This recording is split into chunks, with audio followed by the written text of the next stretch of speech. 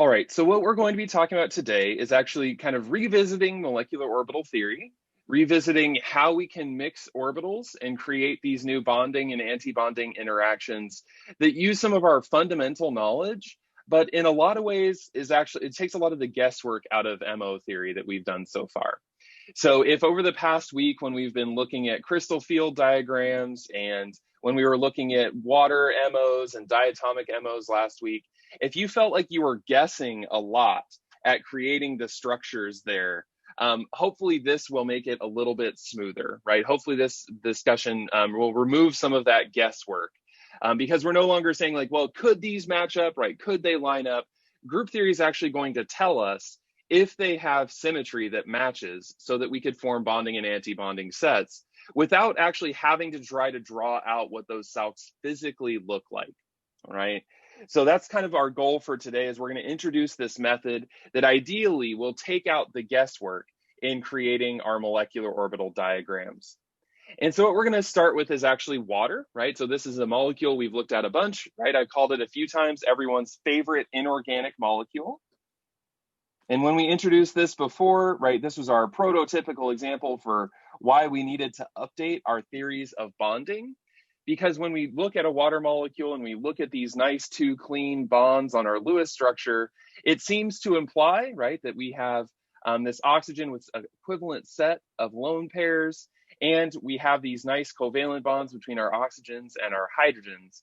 But when we looked at our MO picture, we actually found out that it was much more complicated, right? We saw that we actually could treat these hydrogens as a set of orbitals, right? And we called these sets of orbitals SALCs. So instead of looking at how the oxygen and the hydrogens interact individually, we looked at the oxygen as the central atom, and then we treated the hydrogens separately. So we had our oxygen on one side, and then we treated our hydrogens using their orbitals is having two possible configurations, right? And we called these SALCs, S-A-L-C, which stands for a symmetry adapted linear combination.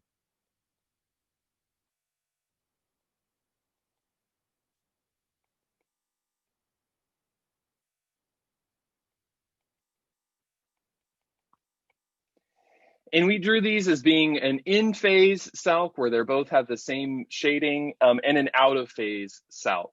And I provided these to you, right? I said, all right, these are the SALCs that we have. What are the types of orbital interactions, right, that we can have? Over here on the left, right, this is my oxygen atom. I realized that by writing just the O, it almost made it look like an S orbital that's way over on the left. But essentially what we did was we could treat our hydrogens as a group of S orbitals, and then we treated our oxygen as the central atom that then mixed. And we did this kind of using a graphical approach of saying, like, if we look at the shapes of these orbitals, how can they interact? But the question that kind of arises when we looked at this, right, is where do these SALCs come from?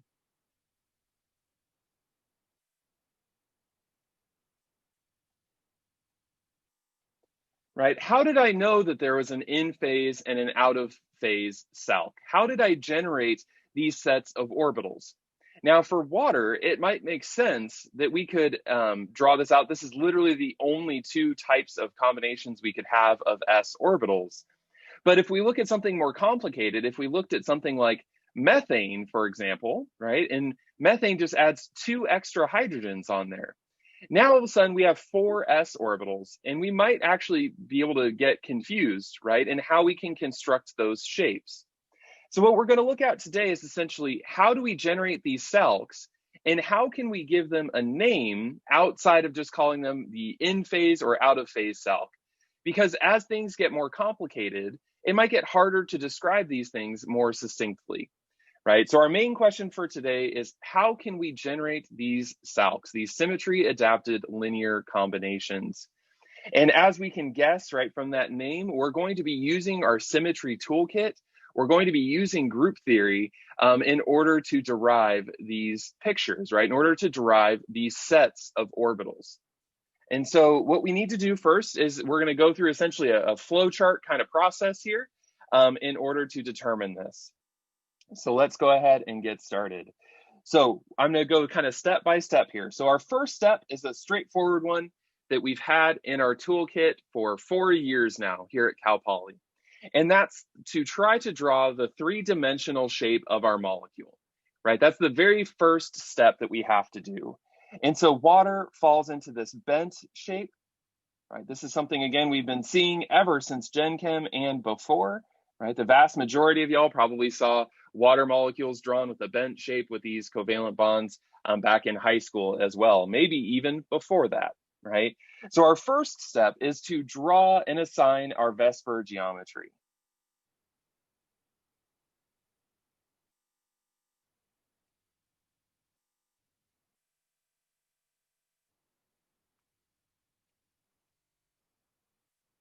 And so here, right, water is a bent molecule. And so we need to know this three-dimensional shape, right? We go back to symmetry. We need to understand the three-dimensional orientation of our molecule in order to understand and assign its point group, right?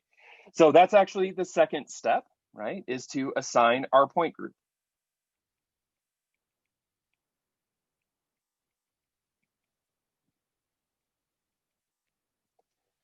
So we go back to our flow chart, right? And hopefully we're at the point where we can start to get away from using the flow chart so much. And we're more comfortable with assigning point groups, but it's been a minute, right, since we've been doing group theory stuff. So we might need to revisit that. So the first thing to do is identify our principal rotation axis. And on our water molecule, it's essentially the axis in the plane of our drawing surface. All right, here we go. And so this is our C2 axis that we have. So once we've identified our principal rotation axis, we can see that this is not a low symmetry group. So it does not fit into those special point groups that only have an inversion center or only have a mirror plane or only have the identity. It's also not one of our high symmetry groups, which was essentially the pure octahedral shape or the tetrahedral shape. So that means that we continue down our point group chart. So now we start to look for a perpendicular C2. So do we have a perpendicular C2? We do not. So that means that we are in our C point groups. So if we had a perpendicular C2, we would have ended up in our D point groups, but alas, we do not. So we are in our capital C point groups here. So we can see that water is C, and it's 2 because it has that the C2 axis, and it does in fact have a mirror plane, right? And so water is C2V. And so here, right, we have our point group. We're going to be looking at those character table charts, right? So we're going to need our point group in order to determine the correct character table that we are going to use. So what we're going to do then is we're going to look up our character table and we're going to orient our molecule so that the Z-axis is our principal rotation axis, right? So this is going to be our third step. It's going to be get our character table.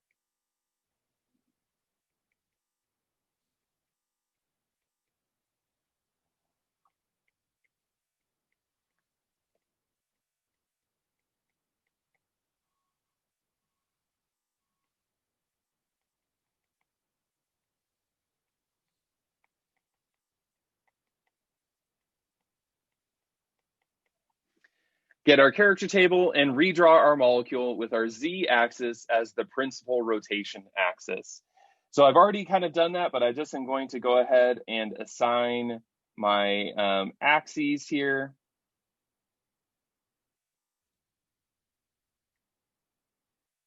Z, X, and Y.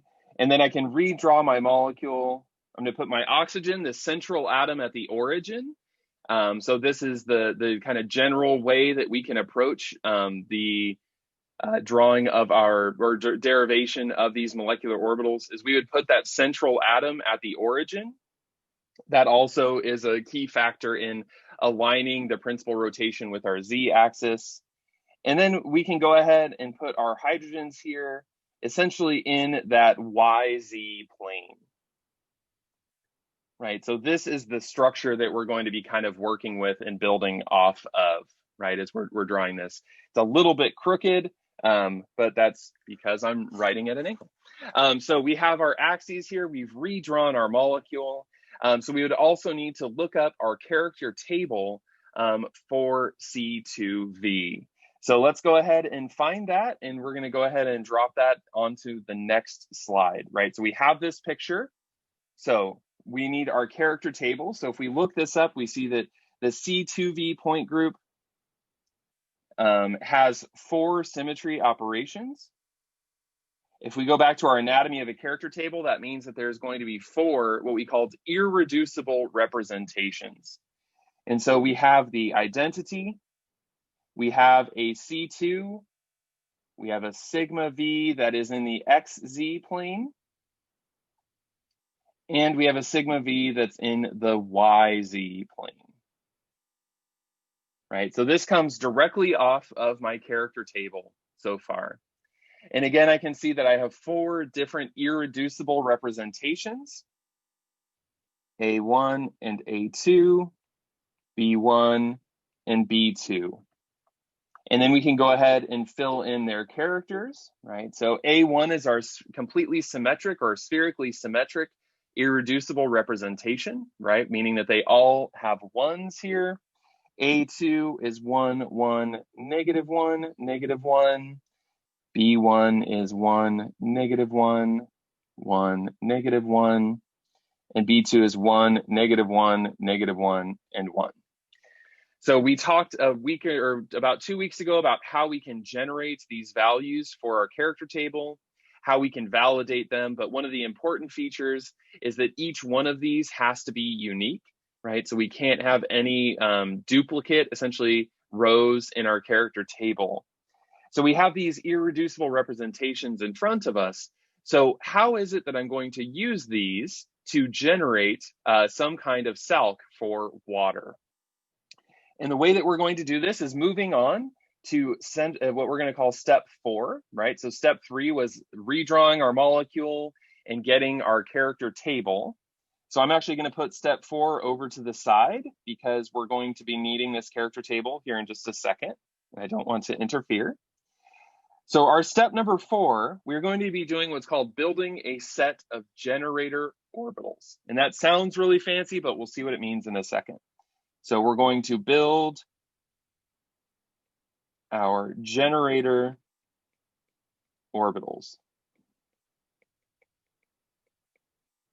And what this means is what we're looking at is what are the orbitals that we want to turn into SALCs, right? What are the orbitals that we want to turn into SALCs?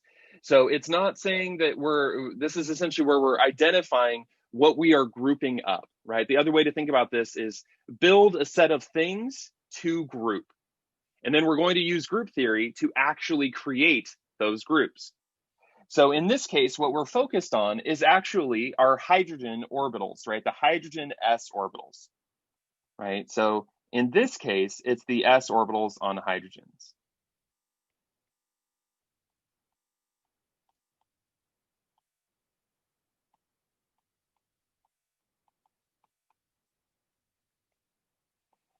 So I would look at my axes.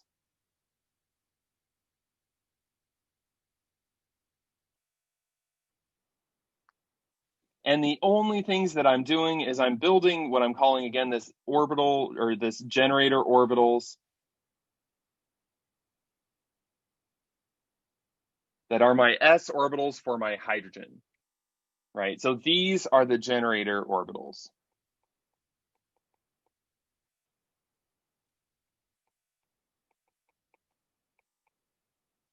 Because this is what I want to turn into groups of orbitals using group theory. So I'm going to go ahead and I'm going to label these as A and B, right? So we can differentiate these. This kind of goes back to some of the early tools that we used when we talked about symmetry and how we can relate these structures in space. And we're going to be using our symmetry operations to now think about how these 2 different orbitals can interact when it comes to space, right? When it comes to this 3-dimensional space that I have built. So what we're going to do now is we're going to move on and we are going to take this set of generator orbitals and now we are going to get to the group theory part of this, all right? So I'm going to pause for a quick second here and ask, are there any questions so far with the framework that I've established, right? So we looked at our molecule that was water, we made a three-dimensional structure, we assigned its point group, and now we've broken it down into the oxygen and the hydrogens. Now I'm looking at just those two hydrogen orbitals in space.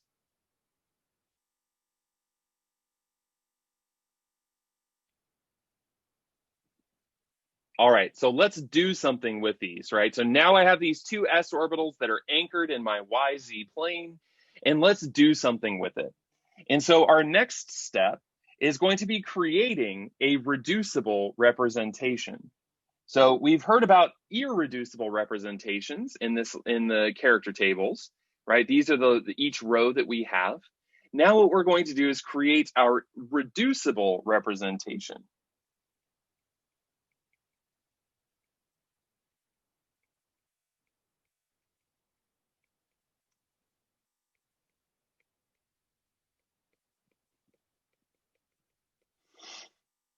Right, and this is step number 5 here. And essentially what we're going to do here is we are going to do the symmetry operation.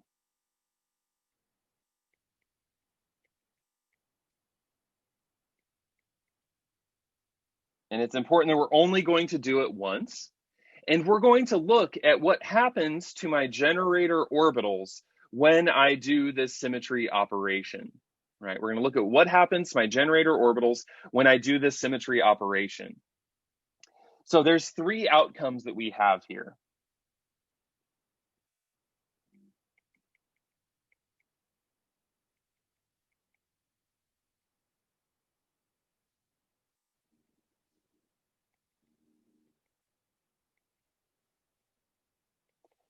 The first outcome that can happen is if our orbitals stay in the same location that they began, right? It doesn't mean that they don't move. It means they end up exactly where they started.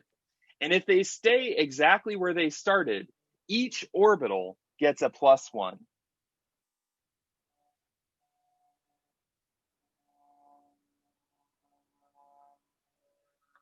Right? Each orbital gets a +1.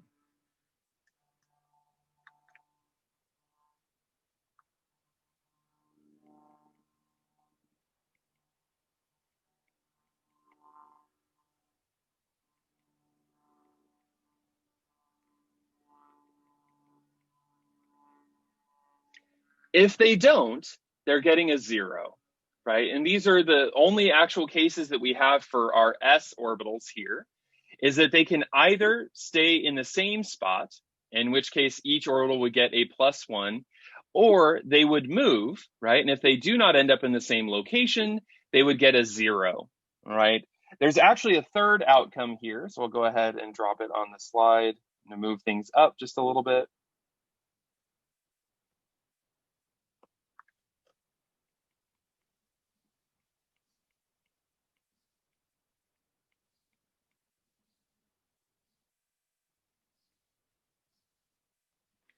The third outcome, which again, we don't have for s orbitals because s orbitals only have a single phase within the orbital itself.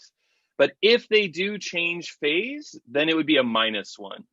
So you will start to see this if you were going to be looking or building generator orbitals that included something like p orbitals, right? P orbitals have those 2 different phases.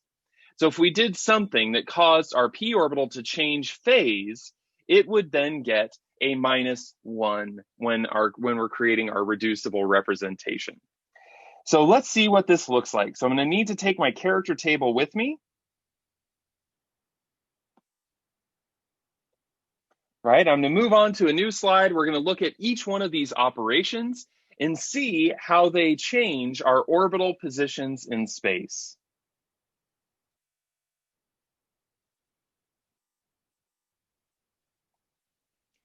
So what we're going to be doing is we're going to be building, again, this reducible representation.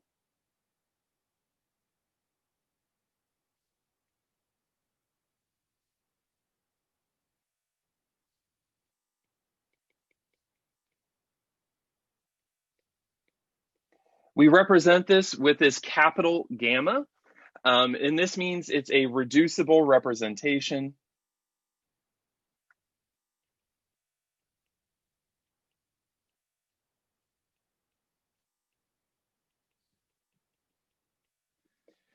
This is essentially the label that we use when we are describing these reducible representations. The subscript is just describing what I'm using to create this reducible representation, right? So in this case, it is my two hydrogen orbitals, right? My two hydrogen s orbitals.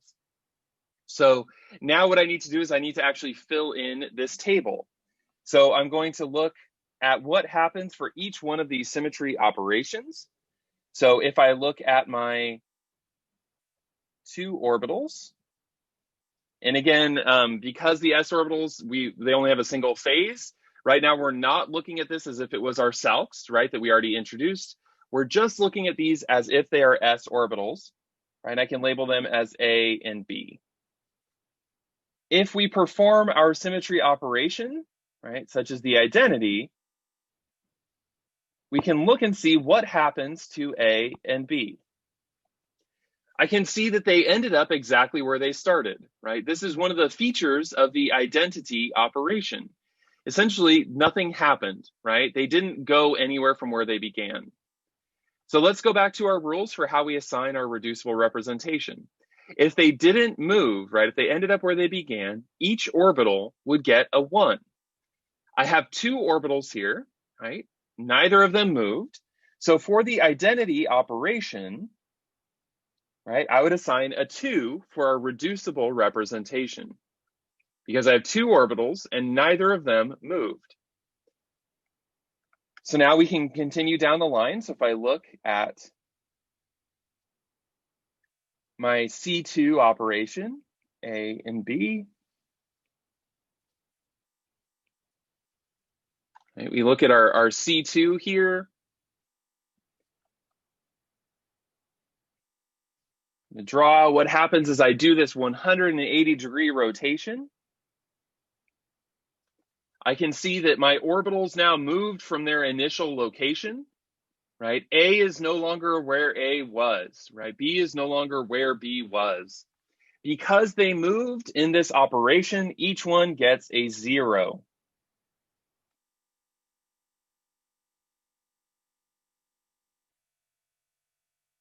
So even though this is still very visual, right? It's still thinking about these shapes in 3 dimensions. It's still moving these shapes. It's actually a little bit easier to do the symmetry stuff because we're not trying to figure out exactly where they end up. We're just trying to make sure that they don't stay in the same location. All right, so let's keep working our way down. So now we have our sigma v in the xz plane.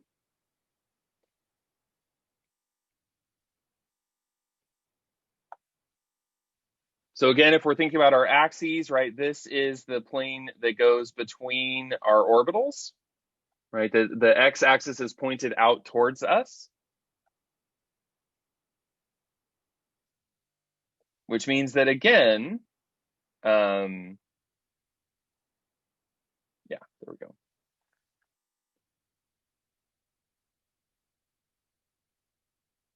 Our orbitals have switched places, right? When we do this symmetry operation, when they go through this mirror plane, A and B have switched places, which means they each get a 0, right? They each get a 0.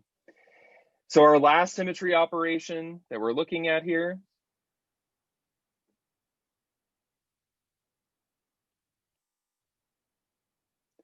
is our mirror plane in the YZ plane.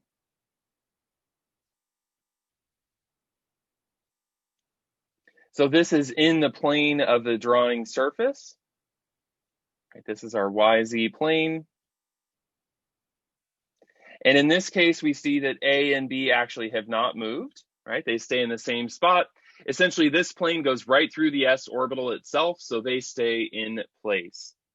So here we have our sigma v in the YZ plane, and neither of our orbitals move. So this would get a 2. Right, this would get a 2. And so now we have this reducible representation. right? And this represents my set of generator orbitals.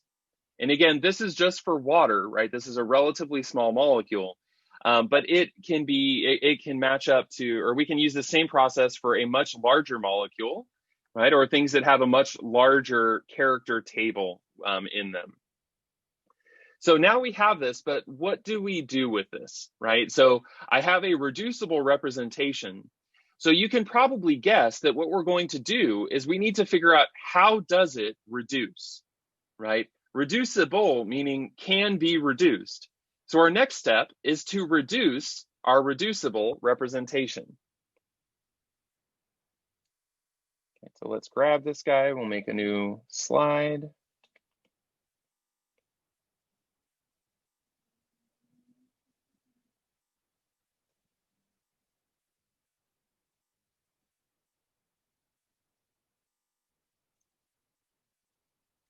So our next step is to reduce our representation.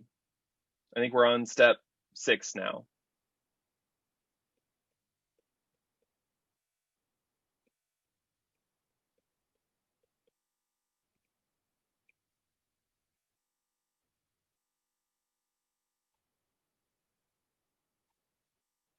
So how do we do this, right? If we have a small enough character table, we can kind of reduce this, what's called using a method that's called by inspection, meaning essentially look at it. And that's kind of boring, right, to kind of piece together. But we could essentially just look at it to try to figure this out and see how we can get our reducible representation. But the more official way of doing this, using group theory, actually is easier for larger cases where we might have more complicated sets. Right here, what I can see is that if I mixed my A1 and my B2 sets, right, if I took my A1 line and my B2 line and I added them up, right, I would end up with my reducible representation.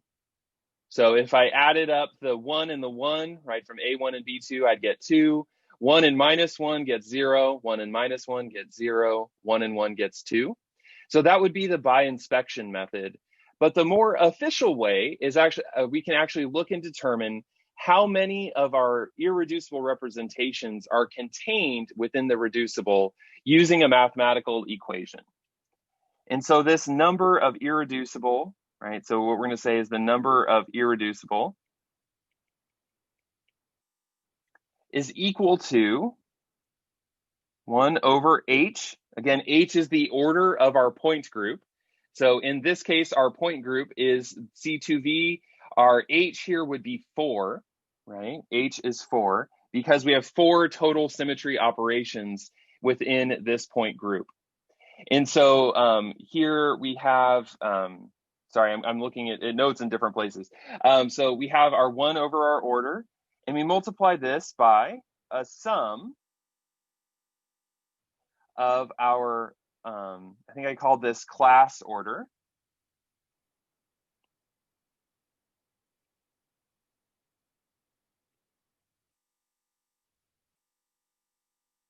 Times the character of our irreducible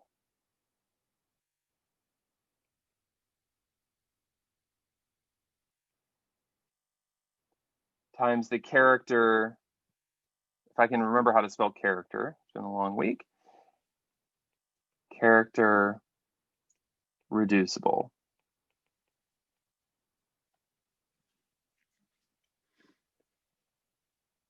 So it doesn't matter how large our point group is, this equation will tell us whether a particular representation is contained within that point group. Right, it'll tell us whether this representation is contained within the point group. So how does this work, right? So if we're looking at the number of A1s contained, this would be 1 over the order, right, which was 4.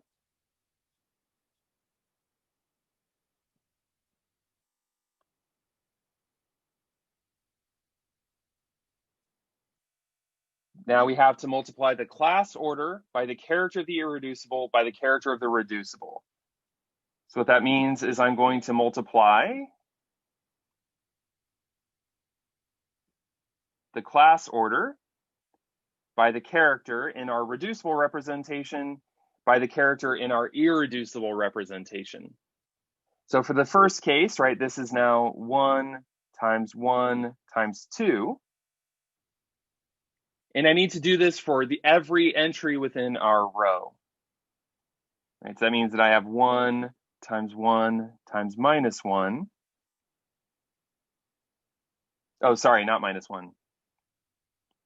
0. And we can see that this actually starts to get a little bit easier when we actually have zeros in our character table, right? So the third entry would be 1 times 0. And the last entry is 1 times 2.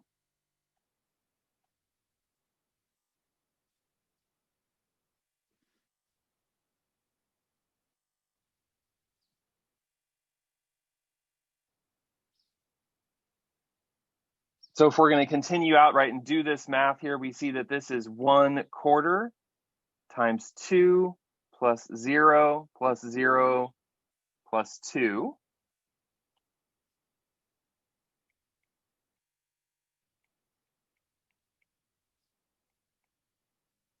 Which is 1/4 times 4, which equals 1. So we would say that there is one A1 that's contained.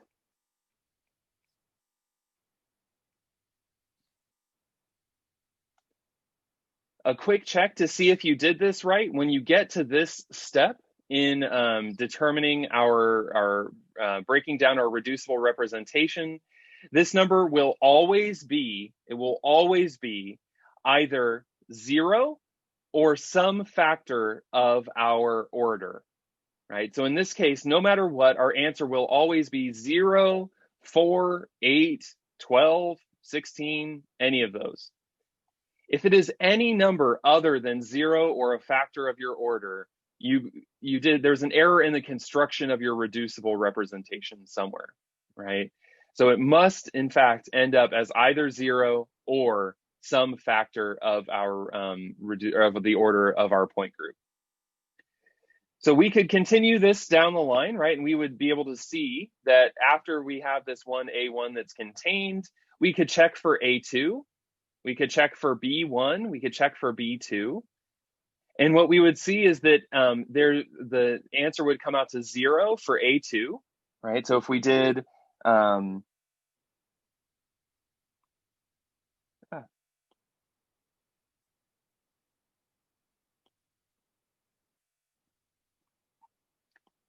if we were doing our check for A2, now all of a sudden we're just using the A2 line in our character table, right? So if we were checking for A2, it's still 1/4, and we have our sum. So in this case, it would be 2 plus 0 plus 0 minus 2, which again is equal to 1/4 of 0, which is equal to 0. So A2 is not contained. So we can go through and check line by line by line to see what we have in terms of our reducible representation and breaking it down into these irreducible representations. And what we would see is that, in fact, for this case, A1 and B2 are contained within our reducible representation. So once we kind of break this down, what we could say is that gamma 2H, right, that's our reducible representation, is equal to A1 and B2, right? Saying that these two irreducible representations, when combined, make up our gamma, right? These two irreducible representations combined make this reducible representation that we created for these s orbitals, right? We created for these s orbitals. So how does this actually help us when it comes to the group theory side? So if we go back and we get our character table again, let's see if it'll let me paste it, or do I have to recopy it? Sweet. If we go back and get our character table, what we can see is that there's actually some additional information, right? So let's go ahead and look up our character tables, right, that we had initially. So all I pulled out was just was the sorry, Zoom disappeared as well. What I pulled out was essentially just the operations. But now if I go down my list, I can see that there's actually another 2 columns that are in my character table. And so one of these is what we call the coordinate column, right? In this case, in the one that I printed, it has the order listed, right? So we have the coordinate, and then we have quadratic. And we'll get to using these more, right, as we're actually investigating how do we use group theory to help us determine some of these aspects of bonding. And so we would have in our coordinate column, we see that we have Z, R, Z, X, and Y, and R, X. For molecular orbitals, at least for right now, for the water molecule specifically, we only will need the coordinate. We won't need the quadratic. But what we talked about before with how we derived these character tables, what we saw is that the axes themselves we could use to derive these irreducible representations, and that's what went into the coordinate. And as I alluded to before, if we think about the shape of an axis in our 3-dimensional space, it has a positive and a negative direction that flips at the origin. This is the same symmetry as a p orbital, right? So when we see the z-axis in our coordinates, we can think, well, this is actually the same as our pz orbital, right? It has the same symmetry as our pz orbital. Similarly, when we have our x-axis, right, this is the same as px in terms of the symmetry that's involved. Y is the same as py.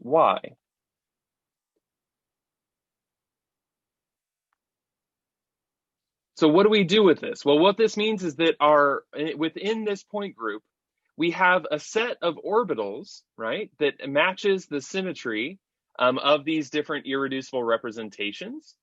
And now we have this irreducible representation that says, okay, well, A1 kind of matches with a PZ orbital, right? A1 looks like a PZ orbital, and B2, in fact, looks like a PY orbital. So we haven't drawn those pictures yet, right? We haven't drawn out what those images look like, but A1 and B2 are the SALCs.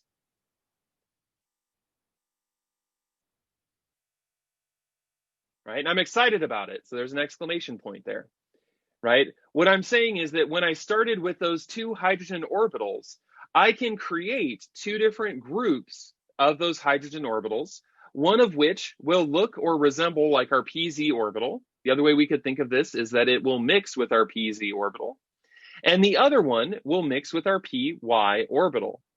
So if we go to our molecular orbital diagram, now instead of drawing out pictures, we're just going to use these symmetry labels.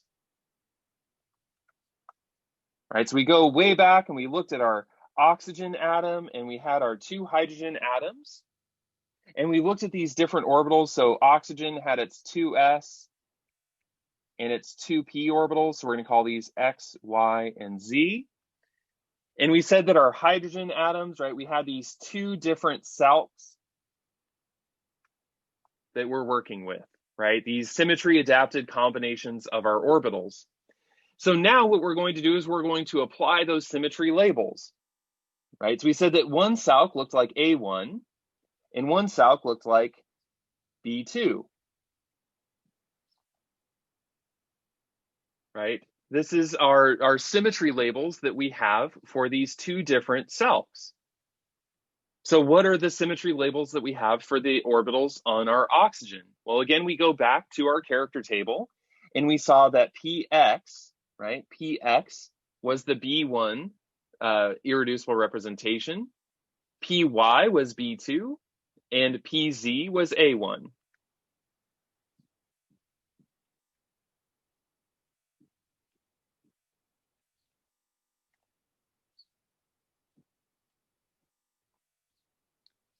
You might have noticed that there isn't an entry for S on our character table, right? S is our spherically symmetric case, right? So S is almost always going to be that A1 orbital symmetry. And again, this is one that's not on the character table, so you have to kind of think about where do these labels come from. It's a sphere, no matter how we move it, rotate it, flip it, as long as it's on the origin, that sphere will have our A1 symmetry. Right? We could go back and we could derive it using the same rules that we did with our reducible representation, right? We would manipulate it, and if it stayed in place, it gets a 1 on our character table. So now we have these symmetry labels. So what on earth do we do with them? Well, if we have the same symmetry, our orbitals can mix, right? So that means if we have the same label, we can get a bonding and anti-bonding set of orbitals. So that means that we would have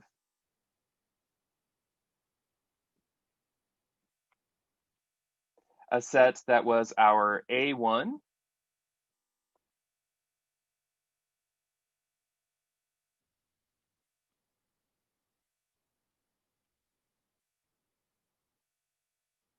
and what we do when we represent a molecular orbital that's constructed from these atomic orbitals is we actually use a lowercase letter for the MO itself, right? So we have an A1, and this was the mixing of our PZ orbital with one of our SALCs. We also had a B2.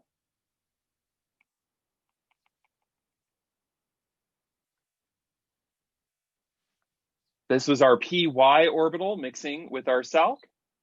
Correspondingly, we would have an anti-bonding orbital for each one of these.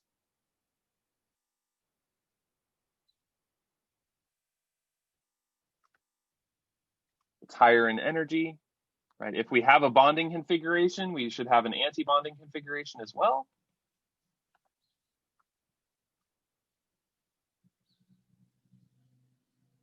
I can see that my px orbital has nothing to mix with.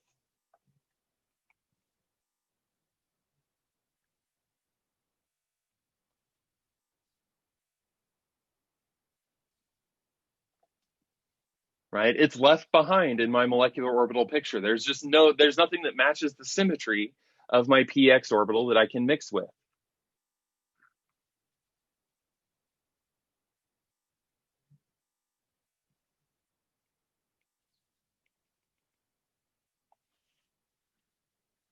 This 2s orbital, and this is where the picture gets a little bit more complicated when it comes to the 2s orbital, is that I can see that there is a symmetry that matches, right?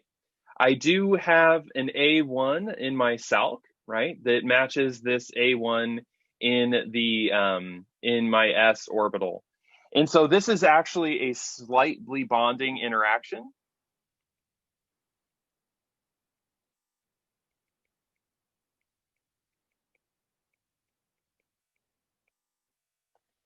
And again, it's just because my orbitals are pretty far apart in energy that I see any of this kind of stabilization. Essentially, the way to think about this is that I had a total, right? I had a total of 3 A1 orbitals.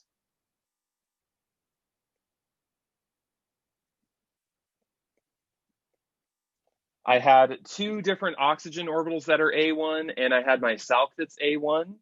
So then I have to get out 3 A1 molecular orbitals as well, right? So it's not, this is where the picture gets a little bit more murky, because this 2s orbital, even though it's far apart in energy, it is still an A1, it still matches with the SALC.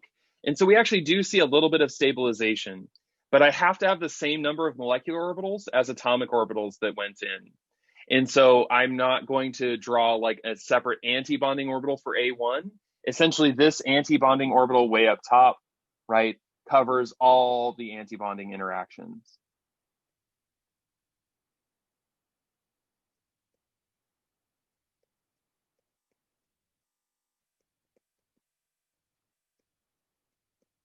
So when we make molecular orbitals, the number of MOs has to be equal to the number of atomic orbitals that went in